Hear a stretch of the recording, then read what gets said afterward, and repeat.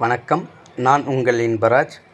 தினம் ஒரு தாவர வகைகளில் இன்றைக்கி நம்ம பார்க்க இருக்கிறது முசுமுசுக்கை.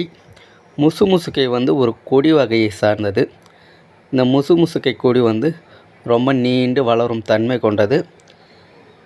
இது பெரும்பாலும் எல்லா இடங்களிலும் வளரும் தன்மை கொண்டது. அதாவது நீர்நிலைகள் உள்ள வயல் வரப்புகளில் அதிகமாக இது வளரும். இந்த முசுமுசுக்கை ஆடு மாடுகளான கால்நடைகள் அதிகமாக உணவாக எடுத்துக்காது. கொஞ்சமாக இந்த கொழுந்தாக இருக்கிற இலைங்களை மட்டும் எடுத்துக்கும். இந்த முசுமுசுக்கை இலையை பார்த்தோன்னா நல்லா கோவா இலை, சுக்க இலை மாதிரி ஒரு மாதிரி ட்ரையாங்கிள் டைமண்ட் மாதிரி இருக்கும்.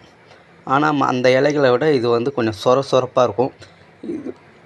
இதோடைய பின்புறம் முற்கள் பதித்து வச்ச மாதிரி சொரம் இருக்கும். கையை வச்சா ஒரு மாதிரி குத்தும். அந்த மாதிரி தன்மை கொண்டது. இந்த முசுமுசுக்கை ஒரு மஞ்சள் கலரில் சின்னதாக பூ பூக்கும். ரொம்ப அழகாக இருக்கும்.